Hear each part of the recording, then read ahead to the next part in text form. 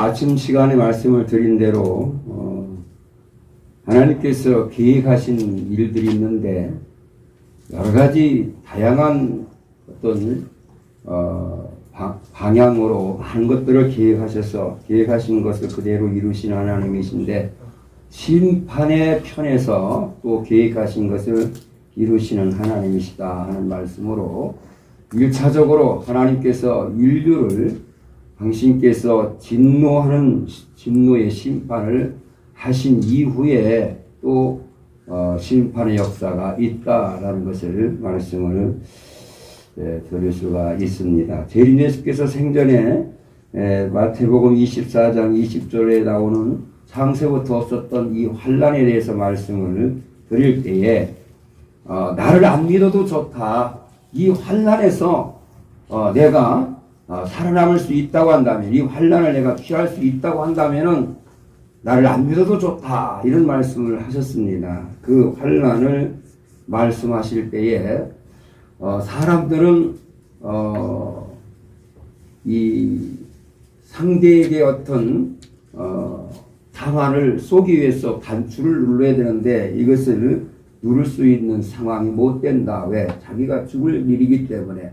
내가 누르면 상대 쪽에서도 누를 수 있기 때문에 사람의 어떤 입장에서는 못 누른다. 이런 얘기를 하시면서, 그러나 이 모든 것들이 사람이 하는 것이 아니라 신이 하는 것이며, 나아가서 신이 누르라면 누를 수밖에 뭐하다 없다. 이런 말씀도 하셨던 것입니다. 예전에는 핵무기 또는 핵전쟁 뭐 이런 얘기를 하게 되면은 좀 그게 있어서는 안 되지 이런 얘기들을 많이 합니다만, 요즘에는 핵전쟁에 대해서 입이 있는 사람들은 여기서도 저기서도 막 이 얘기를 주고받는 그런 현실이라는 사실을 우리가 잘 알 수가 있습니다. 근데 우리는 그런 것 저런 것을 다 떠나서 하나님께서 계획하신 것은 계획하신 대로 뭐 하신다? 이루신다. 그렇다고 한다면 진노를 쏟겠다고 한다면 진노를 뭐 해야 되는데? 쏟아야 되는데, 단 하나 조건을 준 것은 너희들이 악에서 돌이키면 내가 너희들에게 내리겠다는 그 진노도 내가 거두어 드릴 수도 있는데, 그런 일들을 누누이 수차해왔지만은 이 백성들이 그것을 받아들이지 아니하고 지속적으로 죄를 거듭하니 하나님께서 이제는 낮에 말씀드린 대로 그게 뭐랬습니까? 이 존기 나는 것을 뭐라 그랬어요? 염증을 느낀다 그랬지. 염증. 그러니까 이제는 뭐 지긋지긋하다는 어떤 그런 표현이죠. 그래서 이 백성들에게 재앙을 쏟겠다 이런 말씀을 하셨기 때문에 그런 말씀으로 이제 재앙이 분명히 있다라는 것을 알게 됩니다. 그런 일들을 통해서 뭔가는 이 세상 사람들이 자기 스스로 자생할 수 없는 어떤 환경이 조성되어야 하나님도 찾고 하지, 지금 전부 다 목이 곱고 지식대로 머리가 또 문물이 들어가가지고 전부 다 자기 생각대로 판단하고 자기 생각대로 하나님도 믿든지 안 믿든지 자기 생각대로 한단 말이죠. 그렇기 때문에 하나님께서는 그런 과정이 꼭 필요하다 하는 것을 우리가 알게 됩니다. 그런데 이런 일들이 있다고 해서 당장에 전 세계 만방에 이 복음이 전파되는 것은 뭐예요? 아닌 것입니다. 이 재앙 내렸다고 해가지고 전 세계의 거민들이 새 예루살렘 교회를 알아요? 재림 예수님을 알아요? 모르는 거예요. 그러니까 그런 일들이 터졌다 하더라도 재림 예수를 명접하고 재림 예수께로부터 또한 능력을 부여받은 우리들이 세상에 나가 복음을 왜 됩니까? 외쳐야 됩니다. 그 외침이 있을 때에는 반드시 거기에는 능력이 뭐하여 수반돼가지고 그 하는 말이 맞구나. 그런데 지금 이 세상에는 그런 재앙이 떨어지게 되면은 내가 오르니 네가 오르니 그런 얘기를 하고 뭐 자기 어떤 세가 뭐 몇십만 그 단체가 뭐 몇백만 이렇게 된다 하더라도 그때는 벙어리가 되고 말아요. 그들이 주장하고 있는 교리가 전혀 맞지를 않은 거요. 않는 것이 않기 때문에 이제는 입이 꽉 다워지고 벙어리밖에 되지 못하는 것입니다. 이럴 때에 많은 이들이 하나님을 찾고 할 때에 우리가 진정한 하나님의 말씀을 증거하면서 하나님의 능력을 힘입어 그 어려움에 처한 자들에게 은혜를 베풀면서 나아갈 때에 많은 사람들이 주님 앞으로 이제 오게 되어 있다라는 것을 우리가 알게 됩니다. 자, 에레미야 4장 10절 말씀은 예수님께서 저주 권능에 대해서 말씀을 하신 내용인데, 전혀 내 백성에 멸망할 때에 자비한 부녀가 손으로 자기 자녀를 삶아 뭘 삼았도다? 식물을 삼았도다 그랬습니다. 실질적인 식물, 자기 자식을 식물로 삼는 경우도 있겠지요. 이게 내 자식이라면 식물로 삼겠습니까? 정신이 없다 보니까 뭘 한다고 하더니 그렇게 된 것이죠. 예, 에레미야 애가입니다. 에레미야가 4장 10절에 맞아요? 예, 애가죠. 예, 애가. 자, 그래서 정신이 없는 그런 상황이죠. 그래서 1차적인 어떤 재앙으로 인해서 온 인류가 아비규환, 그야말로 정신이 없는 그런 상황이 이제 빚어지게 되는 것이죠. 자, 그런 일들을 하나님께서 하신 것은 에레미야 4장 13절 말씀과 같이 그 선지자들의 죄와 제사장들의 죄악을 인함이니 저희가 성읍 중에서 의인의 피를 뭐했도다? 흘렸도다. 옛날에도 의인들이 있는데 그 의인의 피를 흘림으로 당연히 그 보복으로 그들에게 재앙을 내렸겠다 하겠지만, 오늘날의 재림 예수님은 이 땅에 의인하면 누구밖에 없습니까? 다시 오신 재림 예수님밖에 없는데, 그 재림 예수님을 누가 죽였느냐? 하나님을 잘 믿는다라고 하는 그들이 바로 예수님을 죽였다라는 것을 알게 됩니다. 그러므로 재앙을 바로 그들에게 쏟을 수밖에 없었다는 사실을 우리가 깨달을 수가 있는 것입니다.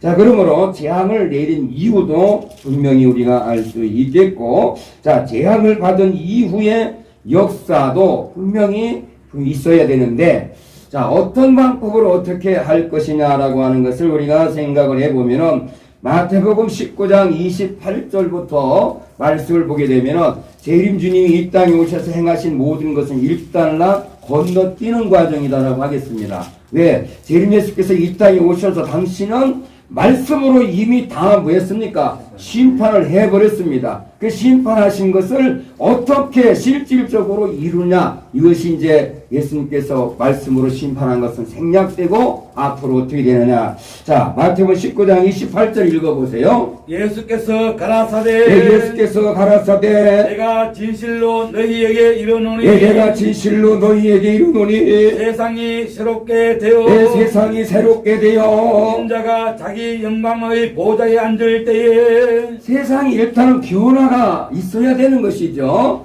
그랬을 때 인자가 자기 영광의 보좌에 뭐할 때에 앉을 때라고 하는 것은, 이 보좌는 주님의 보좌고, 이 보좌는 주께서 내가 왕위를 받아가지고 오려고 내가 갔다가 다시 뭐 하겠다 오겠다라고 하는 그 내용은 예수님께서 돌아가셨다가 다시 성령으로 믿는 자 속에 뭐 하겠다 함께 하겠다 한 그 얘기인데, 자, 이때가 바로 당신의 영광의 보좌에 앉게 되는 것이죠. 앉을 때에 나를 쫓는 너희도 12 보좌에 앉아 12 권위의 보좌에 앉아 이스라엘 12지파를 심판하리라. 이스라엘의 12지파를 뭐하리라? 심판하리라. 그러니까 심판의 권한이 누구에게 주어졌습니까? 제자들에게 주어졌다라는 것을 여기서 우리가 잘 깨달을 수가 있는 것이죠. 재림 예수께서 생전에 말씀하시기를 당신은 심판주로 오셨으면서도 말씀으로 심판을 하시면서도 당신께서 하신 한마디가 뭐였느냐 하는 것이죠. 내 입에서 총알이 나가는 줄 알았더니 내 뒤에서 총알이 뭐하더라? 나가더라 하는 그 말은 실질적인 심판은 누구에게 있더라? 바로 제자들에게 있더라는 그 말씀이었다는 것을 우리가 깨닫게 됩니다. 그러므로 재림 예수님의 역할은 심판, 즉 말씀의 심판을 하신 것이고, 말씀의 심판하신 그 말씀을 실질적으로 이루어가시는 것은 제자들을 통하여서 하신다라는 것이죠. 그럼 제자들이 잘난 사람들을 들어서 그 사람이 능력이 있기 때문에 그를 들어서 하는 것이 아니라 부족하고 연약해도 그를 주께서 들어 쓰시는 도구로 하시는 것이기 때문에 실질적으로 하시는 것은 누가 하는 거예요? 주께서 하시는 것이죠. 주께서. 그래서 이제 우리를 타고 역사하신다는 것을 깨닫게 됩니다. 그래서 주께서 돌아가신 이후에 제자들에게 당부한 말씀 우리는 누누이 들어왔습니다만은 누가복음 24장 49절 말씀을 보게 되면 위로부터 능력을 입히울 때까지 이 성에 뭐하라? 유하라. 이 말은 내가 갔다가 다시 너희들과 뭐하겠다? 함께 하겠다. 그래야만이 너희들이 능력을 행할 수 있지. 그러지 않으면 안 된다라는 것이죠. 그러니까 그때까지 자기 신앙 지키면서 뭐하라는 거요? 기다려라 하는 얘기고, 또 요한복음 20장 22절 말씀도 성령을 받으면 위제된 지 사하면 뭐하고? 사해지고 그대로 두면 그대로 말이나 있으리라 하는 이 말씀이 결국은 심판이더라 하는 사실을 우리가 알게 됩니다. 성령이 우리에게 임하게 되면, 우리가 받게 되면은 위제든지 뭐 할 수도 있어요. 사할 수도 있고 그대로 둘 수 있다라는 그 말은 바로 이 세상은 암흑으로 앞이 보이지 않는 무한한 무수한 질병들이 범람했을 때에 바로 주님의 말씀으로 그들을 치유해 주면서 그들을 다시 살리는 복음으로 이끌어가는 이런 것이 결국은 그들을 어떤 사람들은 죄를 속하는 것이 있죠. 그 자체가 죄를 바로 속하는 이런 것임을 알게 됩니다. 위제든지 사하면 사여지고 그대로 두면 그대로 있으리라 하는 이 것을 우리가 할 수 있다는 것은 바로 그 자체가 바로 뭐예요? 심판이라는 것이죠. 이런 주께서 우리를 들어서 역사하는 이런 역사라는 것을 알게 됩니다. 그래서 요한계시록 3장 20절 말씀에 문 밖에 서서 뭐하노니 두드리노니, 마음의 문 밖에서 주님은 뭐하고 계십니까? 이제 문을 두드리고 계십니다. 그런데 두드릴 때 준비가 되어야 열어드리지 준비가 되지 않으면 열어드릴 수가 뭐예요? 없다는 것이요. 다른 말로 말하면 신랑이로다 맞으러 뭐하라? 나오라 했을 때 기름을 등과 함께 준비된 자는 바로 맞이할 수가 있다는 얘기와 똑같은 얘기죠. 그래서 문을 열어드릴 때에 주께서 오셔서 주는 우리로 더불어 우리는 주로 더불어 뭐하리라? 먹으리라 하는 것이죠. 그런데 이기는 그에게는 내가 내 보호자와 함께 앉게 하여 주기를, 내 보호자와 내 보호자에 함께 하여 주기를, 그러니까 주님의 보호자에 우리를 뭐 해야 된다는 거요? 앉혀준다 이런 얘기죠. 그러니까 주님은 영으로 계시고 주님이 행해야 할 모든 권세의 자리에 우리를 앉혀서 우리들에게 그런 고난을 주시는 그 자리를 일컫는 얘기지 어디 앉는 얘기가 뭐예요? 아니다 하는 것을 알게 됩니다. 자, 내가 이기고 아버지 보좌에 함께 앉은 것 같이 하리라. 그랬으므로 여기서 주님은 지금 누구의 보좌에 앉아 계십니까?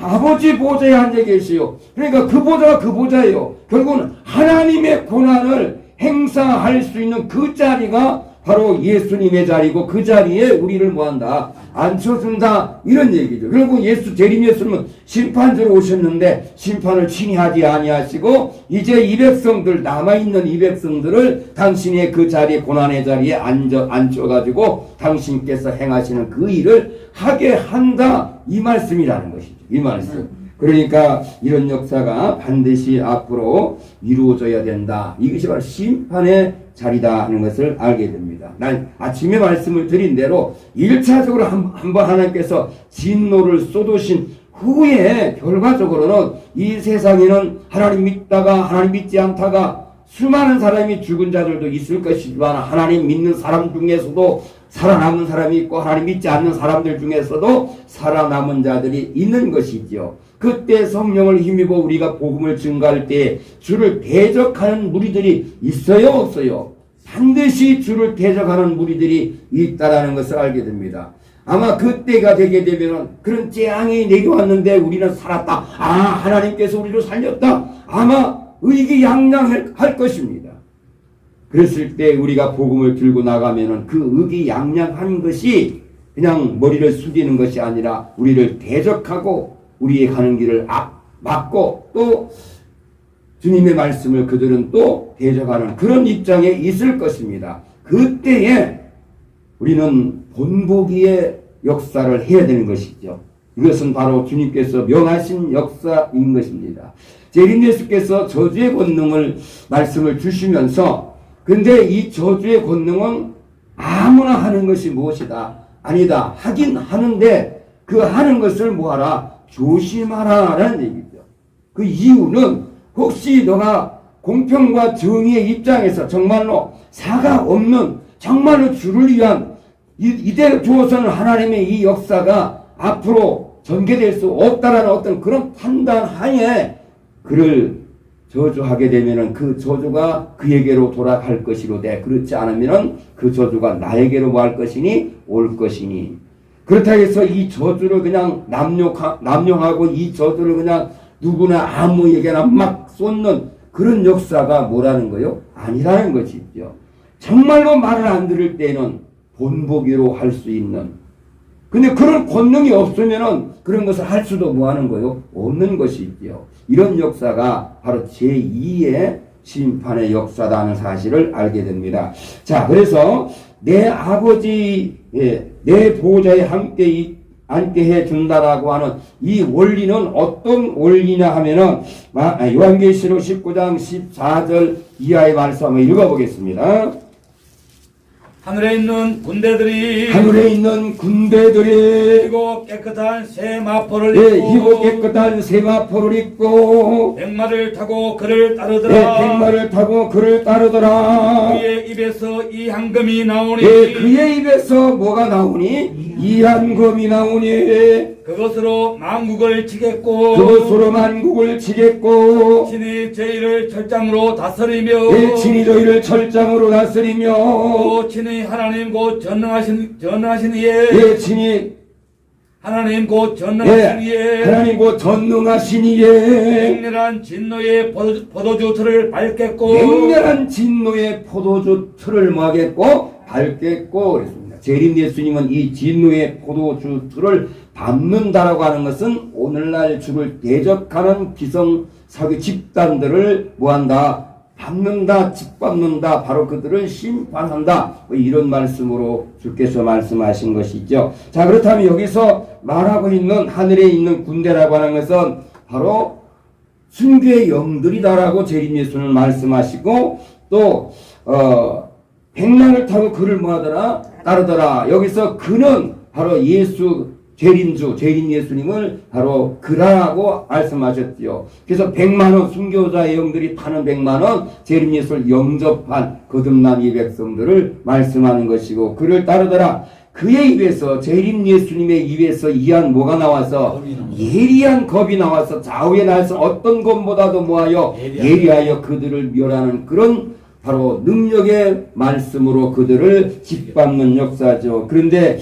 무슨 권세를 가졌어요? 철장 권세를 가지고 그리 하시더라 하는 것을 우리가 알게 됩니다. 그 철장 권세는 그야말로 단단하고 어떤 거에 와도 대적해도 절대 그것으로서 당하지 않는 그런 것을 말하는 것이죠. 여기서 철장이라고 해서 어떤 힘을 상징하는 것이고 그 힘이 그 어떤 힘보다 강하다는 의미를 상징하는 것이지 진짜 철장 몽둥이긴 몽둥이인데 철로 만든 몽둥이 그걸 얘기하는 것이 보다 아니다는 얘기죠. 그렇다면 그 권세는 뭐냐? 좌우의 날선 검도 예리한데 그보다도 더 뭐하여? 예리하여 바로 이 세상에서 재림 예수님의 가르침의 말씀 외에 더 나은 힘 있는 확실한 그런 말씀은 뭐하다? 없다. 그것으로 만국을 뭐하게 된다? 치게 된다. 그 치는 모습이 바로 진노의 포도주 틀을 밟는 역사가 이것이 곧 바로 심판의 역사다라는 것을 말씀하셨습니다. 이것이 예수님이 아버지 보좌에 앉아서 행하시는 모습임을 우리가 알게 됩니다. 그런데 주님께서 생전에는 바로 말씀으로 그런 권위의 보좌에 앉아 하나님의 권위의 보좌에 앉아서 심판을 하셨습니다만은 이 자리를 또 당신께서 당신 믿고 따라가는 이 백성들을 당신의 자리로 끌어올려 그 자리에 우리를 세우시겠다라는 얘기죠. 자, 그래서 계시록 2장 26절은 분명히 예수 그리스도께서 생전에 하시는 것이 아니라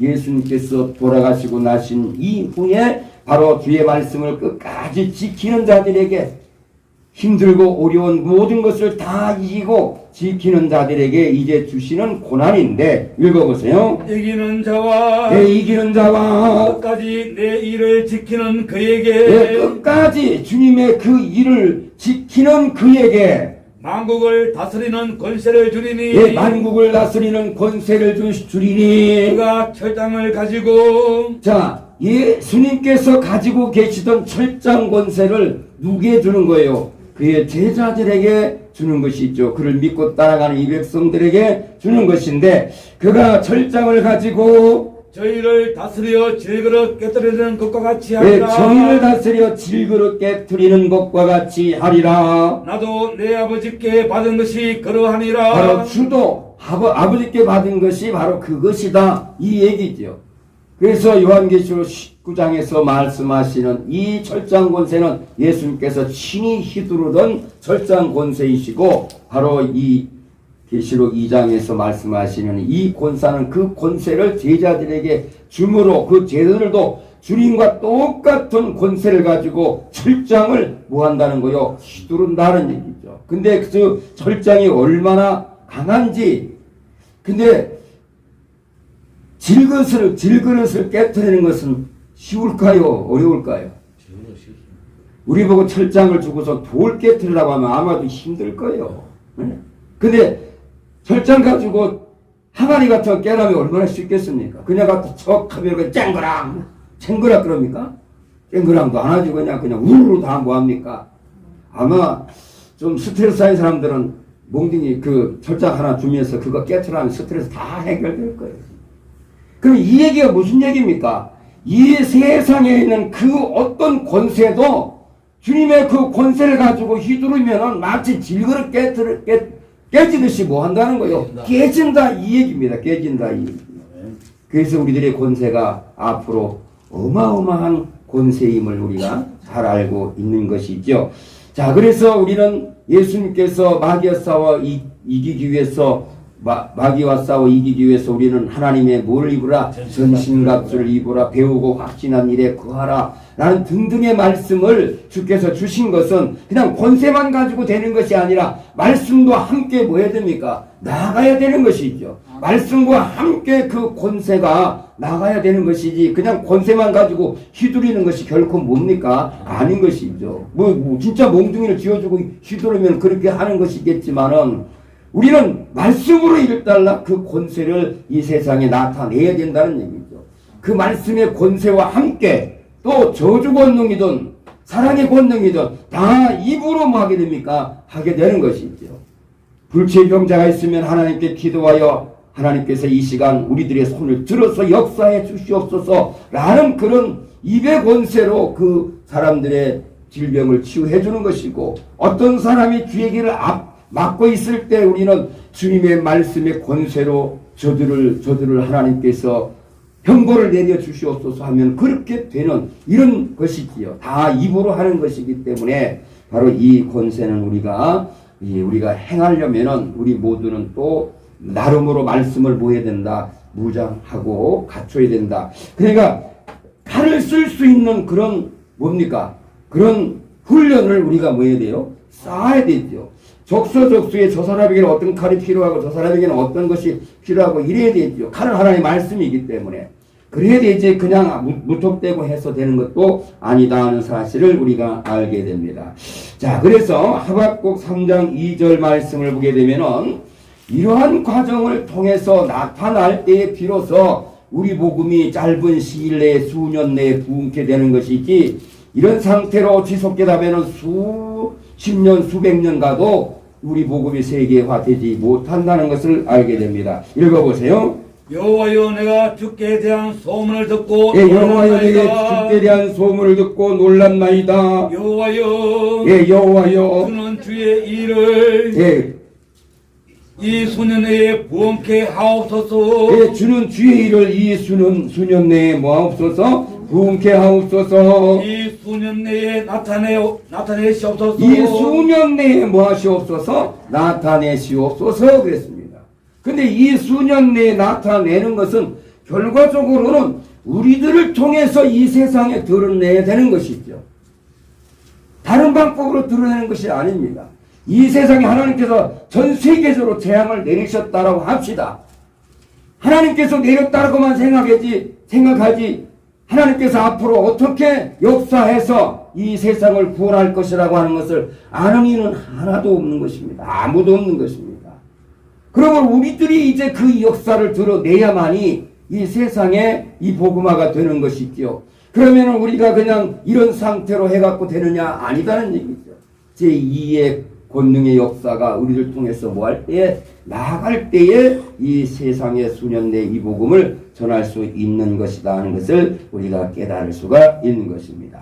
자, 세상에 재앙을 내려 세상은 그야말로 아수라장과 같은 그런 역사가 있다 하더라도 우리가 재림 예수를 세상에 전하지 않으면은 아무도 재림 예수에 대해서 모르게 된다는 것을 우리가 잘 알 수가 있는 것이고, 분명히 재림 예수님을 영접하게 하려면 우리가 나서서 그 일을 해야 되는데, 이제 주께서 우리들에게 겁내는 자에게 보수하시고 뭐하여 준다? 보복하여 주신다는 그런 말씀들이 이제 우리를 통해서 역사가 나타난다 하는 것을 알게 됩니다.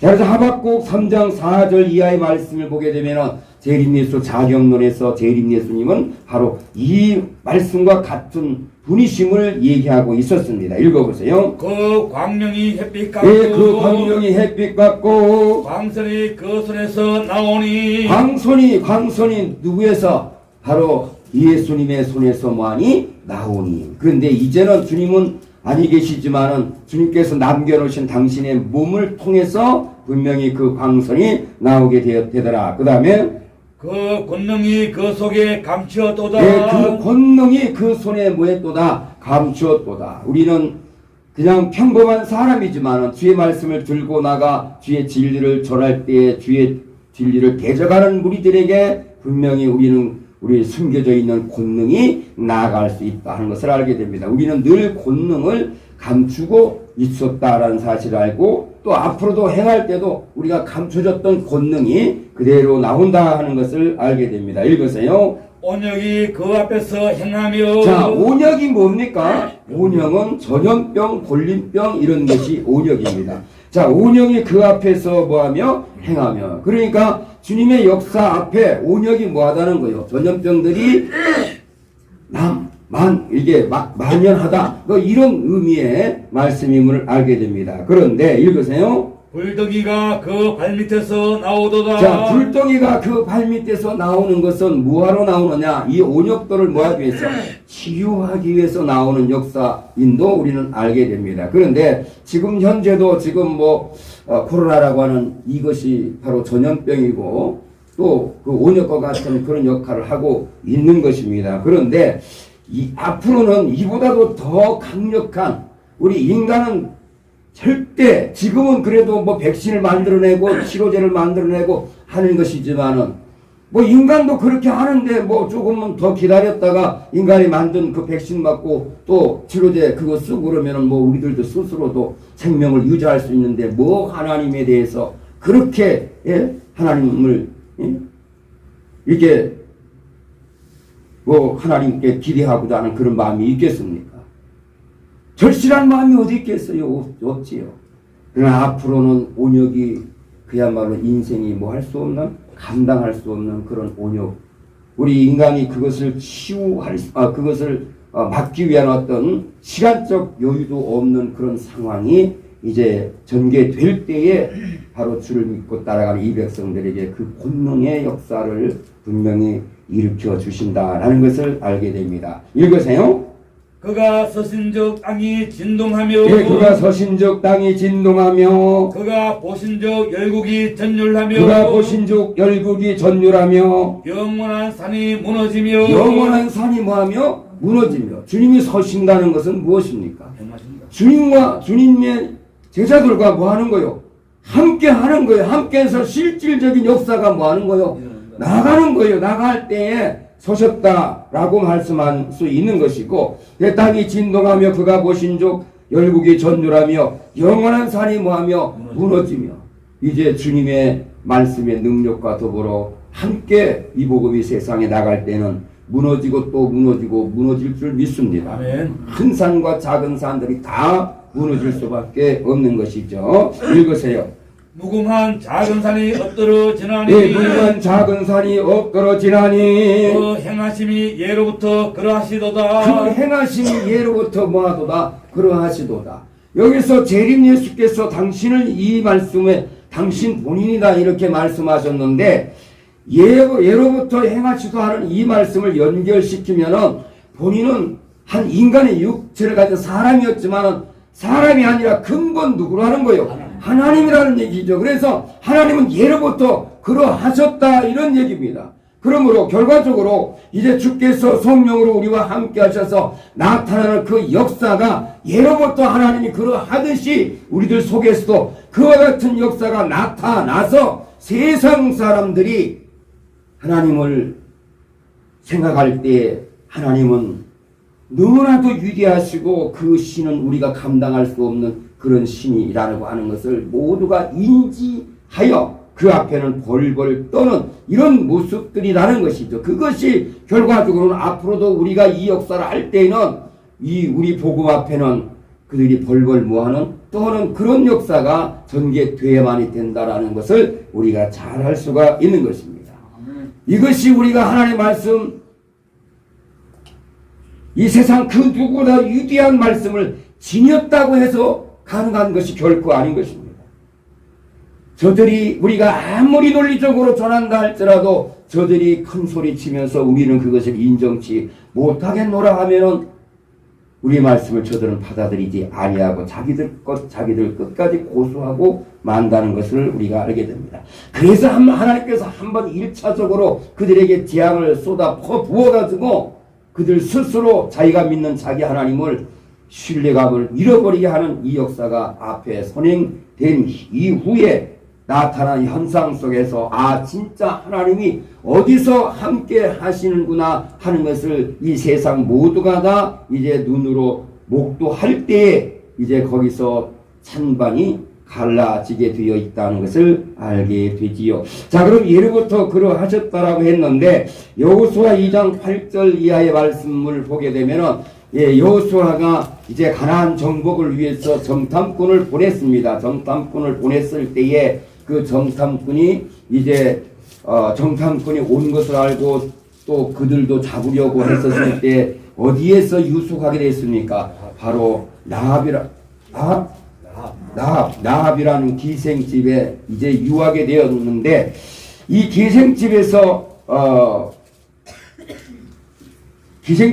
그 정탐하러 갔던 사람들이 들었던 것이 뭐냐면은 이 기생 나합이 이제 너희가 이곳으로 와가지고 이들을 다 멸절하고 할 것이라고 하는 것을 나도 안다.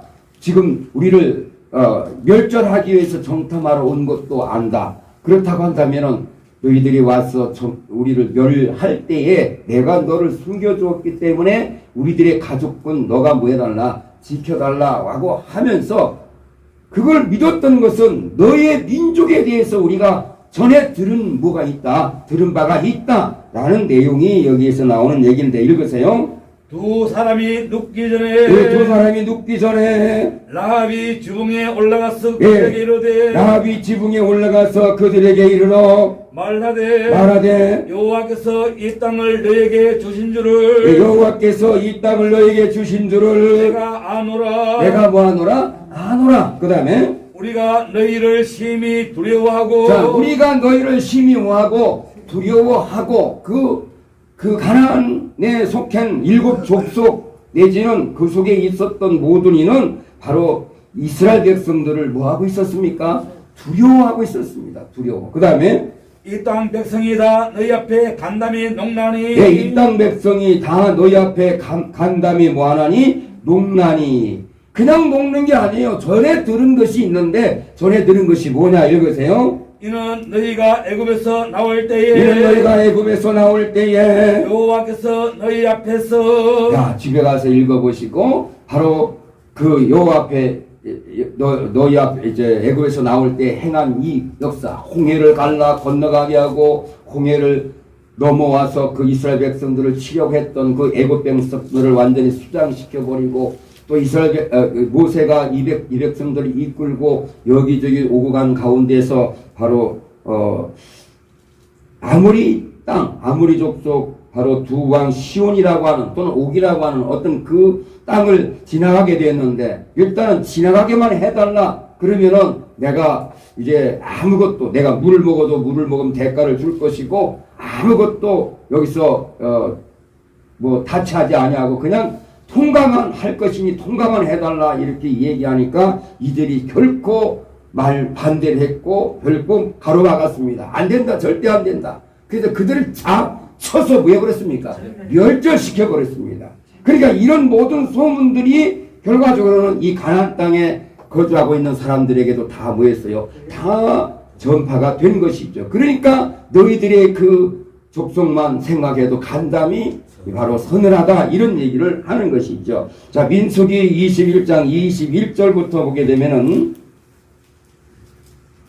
21장 21절부터 보면은 이스라엘이 아모리 왕 시온에게 사자를 보내어 가로되 우리로 당신의 땅을 통과하게 하소서. 우리가 밭에든지 포도원에든지 들어가지 아니하며 우물물도 공히 마시지 아니하고 우리가 당신의 지경에서 다 나가기까지 왕의 대로로만 통행하리이다. 하나 시온이 자기 지경으로 이스라엘의 통과함을 용납지 아니하고 그 백성을 다 모아 이스라엘을 치려 광야로 나와서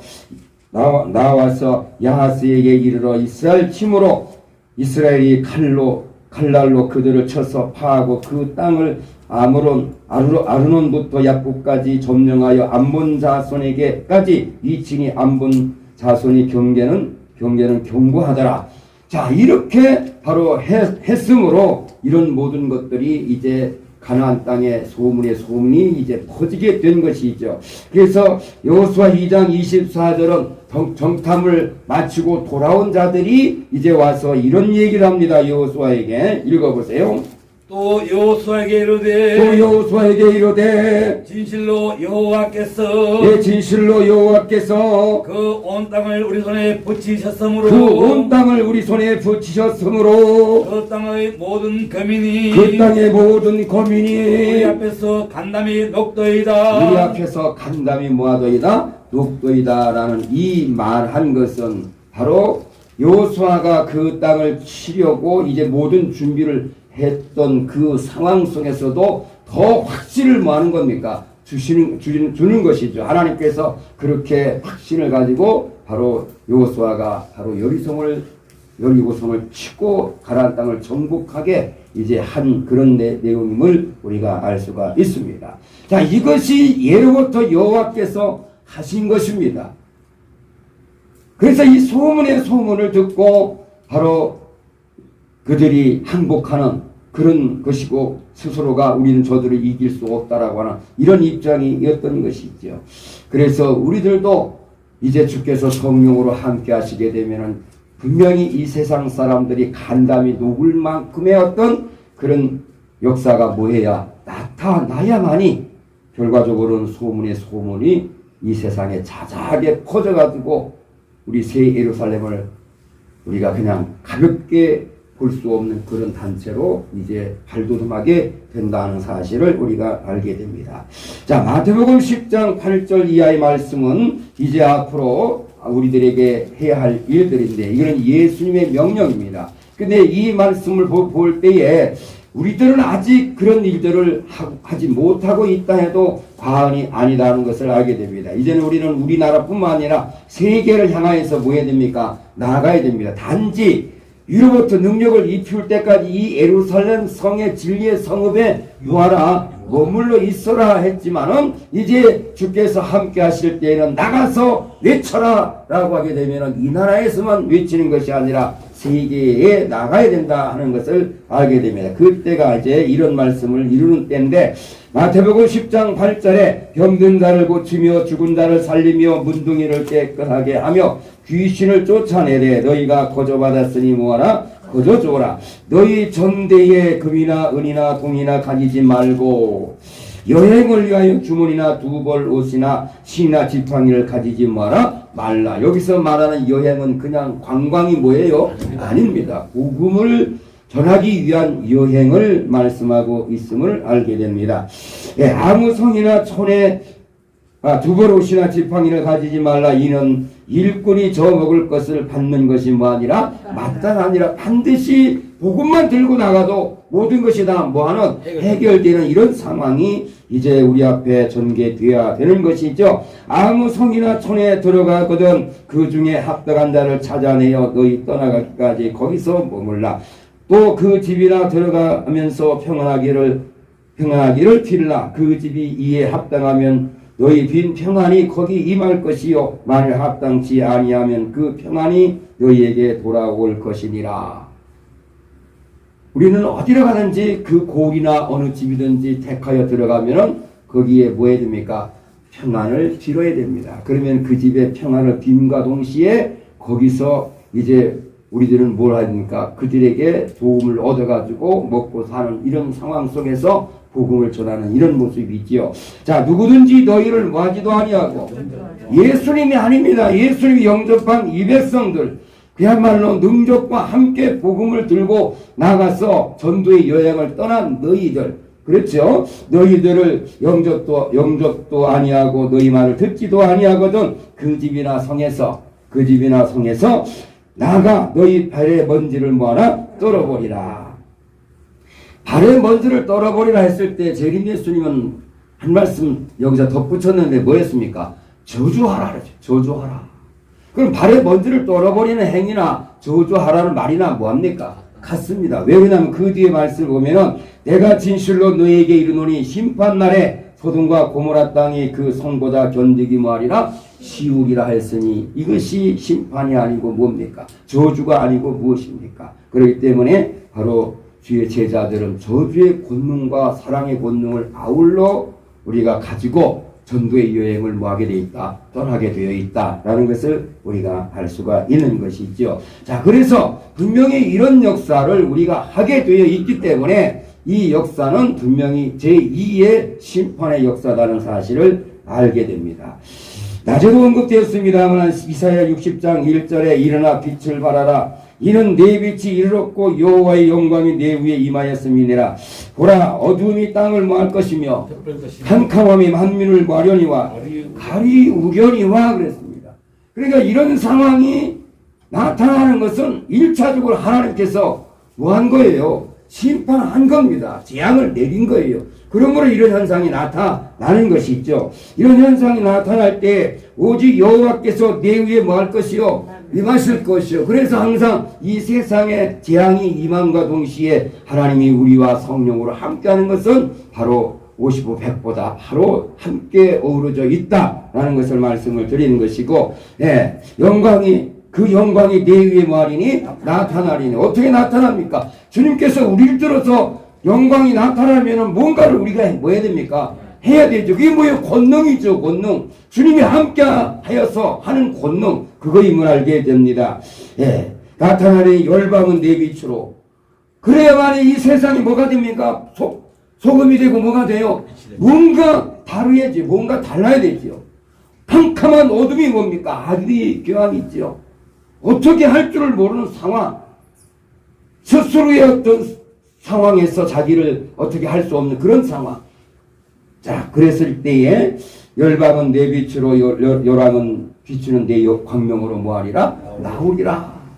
그러니까 여기서 우리가 해야 할 일은 주님께서 함께 하시는 능력의 역사로 세상에 나가서 사하여줄 자는 죄를 사하여주고 그대로 둘 자는 그대로 두는 심판의 역사를 행함으로 그 행하는데 예로부터 그러하시다라고 하는 그 말씀같이 하나님께서 하셨던 그 권능, 그것을 예수님께서 하시는데 그것을 바로 우리들에게 주셨으니 우리들은 그것을 가지고 나가서 해야 되는 것이죠. 그래야만이 미가서 4장 1절 이하의 말씀같이 말일에 이르는 여호와의 전이 산이 산꼭대기에 산들의 꼭대기에 굳게 모하며 서며 작은 산들이 모하리니 뛰어나리니 민족들이 그리로 모할 것이라 몰려갈 것이라. 그냥 몰려오는 것이 뭐예요? 뭔가 보고 몰려오는 것이지 그냥 몰려오는 것이 아니다는 얘기죠. 뭔가 보여주려면 우리가 보여줄 수 있습니까? 지금 현실에서 말씀이 이런 것이라고 아무리 해도 저들이 아니다라고 하면 아닌 거예요. 그러니까 저들은 정말로 참담함 속에서 뭔가를 절실하게 요구하는 그런 상황 속에서 그들이 필요하는 것을 주께서 우리들로서 그들에게 베풀어 주심과 동시에 진리를 전할 때에 그들이 그것이 옳은 얘기구나 라고 해서 이 복음으로 오게 되어 있는 그런 모습이죠. 그래서 몰려올 것이라 곧 많은 이방이 가며 이르기를 오라 우리가 여호와의 산에 올라가서 야곱의 하나님의 전에 이르자 그가 그 도로 우리를 뭐할 것이라 가르치실 것이라. 우리가 그 길로 행하리라 하리니 이는 율법이 어디서부터? 진짜 하나님의 참된 진리가 시온에서부터 나오고 여호와의 말씀이 예루살렘에서부터 나오게 됩니다. 예루살렘은 진리의 뭐예요? 성읍입니다. 그런데 이 진리의 성읍은 진짜 진리의 성읍 새 예루살렘인 줄로 믿습니다. 아멘. 여기서부터 나가게 된다는 것을 알게 됩니다. 그래서 시편 9편 7절 이하의 말씀을 보면은 여호와께서 영영이 앉으심이요 어디에 앉으시느냐 심판을 위하여 보좌를 뭐하셨도다 예비하셨도다. 지금까지 우리를 양육한 것은 당신이 그 보좌에 뭐하려고 앉으시려고. 그래서 인자가 세상이 새롭게 돼 인자가 자기 보좌에 영광의 보좌에 뭐할 때에 앉을 때에 라는 말과 같은 얘기입니다. 자, 예비하셨도다 공의로 세계를 심판하시며 정직으로 만민에게 판단하시리로다. 재림 예수께서 생전에 여러분들은 모두가 다 공평과 정의로 정사할 수 있는 사람들이 모여달라 되달라라고 말씀하신 것은 우리가 주와 같은 자가 되었을 때에 모든 것을 사심으로 사적으로 하지 아니하고 주님을 생각하며 주님의 영광을 위해서 하게 되는 그런 모습이죠. 그래서 공평과 정의로 정사하는 모습을 말씀하고 있는 것이고 전도서 3장 17절 말씀에 내가 심중에 이르기를 의인과 악인을 하나님이 심판하시리니 의인과 악인을 하나님이 뭐하시리니 심판하시리니 이는 믿는 자와 믿지 않는 자들을 하나님께서 심판하시니 이 말과도 같습니다. 이는 모든 목적과 모든 일이 이룰 때가 뭐함이라 있습니다. 기록된 모든 말씀은 그 말씀이 이루어질 때가 있으므로 그 때가 되어야 이루어지는데 이제 그 때가 다다랐다는 사실을 우리가 분명히 깨달아야 하겠습니다. 전도서 12장 14절 말씀에 하나님은 모든 행위와 모든 은밀한 일을 선악간에 뭐하신다? 심판하시리라 그랬습니다. 모든 행위와 모든 은밀한 일을 선악간에 심판하시리라. 하나님 앞에서는 어디도 누구도 숨을 수가 뭐합니까? 없습니다. 다 찾아내서 행한 대로 갚아주시는 하나님을 알게 되고 이사야서 26장 9절 말씀에 밤에 내 영혼이 주를 사모하여 싸운즉 내 중심이 주를 간절히 구하오니 이는 주께서 땅에서 뭐하시는 때에 심판하시는 때에 세계의 거민의 의를 뭐한다? 배운다. 앞으로 진짜 진리는 진짜 참된 것은 이것이구나 라고 하는 것은 심판이 시작이 돼야만이 모든 이들이 그것을 바로 배우게 된다라는 것을 우리가 깨닫게 됩니다. 재림 예수 시대지요. 이제 앞으로의 시대지요. 이제는 세계의 거민이 옳은 것을 깨닫고 옳은 길로 따라오게 되었다 하는 것을 알게 됩니다. 우리가 많이 아는 말씀이지만은 예수님은 구원하러 왔지 심판하러 오지 않았다. 내 말을 듣고도 지키지 아니한 자를 심판할 누가 있으니 이가 있으니 그 심판할 자가 재림 예수인데 재림 예수님은 분명히 말씀에 의거해서 돌아가셨고 돌아가신 것이 아니라 다시 믿는 자와 함께 다시 살아나셔서 그 일을 뭐 하시겠다 하시겠다는 원리임을 우리가 알게 되고 재림 예수께서 친히 당신이 하지 아니하시고 이 아들에게 맡기신 것은 생전에 당신에게 그런 영광이 돌아갔듯이 또 우리들이 그렇게 돼야 된다는 것을 말씀의 원리임을 알게 됩니다.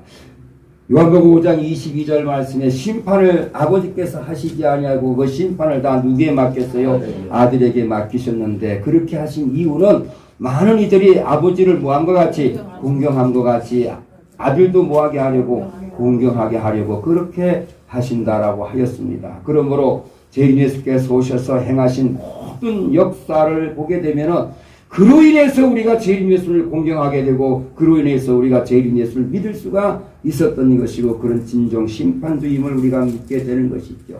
그런데 재림 예수는 어떻게 됐습니까? 이는 하나이가 우리에게 낳고 우리 하나들 우리에게 주신 바 되었는데 그는 어떻게 됐어요? 이제 아버지가 되셨고 평강의 왕이 되셨습니다. 주는 이제 왕으로 계시고 또 그런 아버지가 되셨습니다. 이 땅에 당신께서 당신의 말씀으로 낳은 자들은 다 당신의 아들들인 줄로 믿습니다. 아멘. 이 아들들에게 이 심판의 고난을 맡기시는 것은 당신을 또한 공경한 같이 이 아들들에게도 아들들도 이 세상 모든들이 이 아들들을 뭐하게 하려고 공경하게 하려고 그렇게 하신다라는 하나님의 말씀의 원리이니만큼 반드시 약속대로 계획한 대로 1차적인 심판이 있다면 2차적인 심판은 이와 같은 방법으로 이루어지게 되어 있다. 세상에 이제 우리 복음이 만연하게 되게 되면 결과적으로는 다 3차의 심판은 바로 이사의 말씀과 같이 거기는 날 수가 많지 못하여 죽는 유아와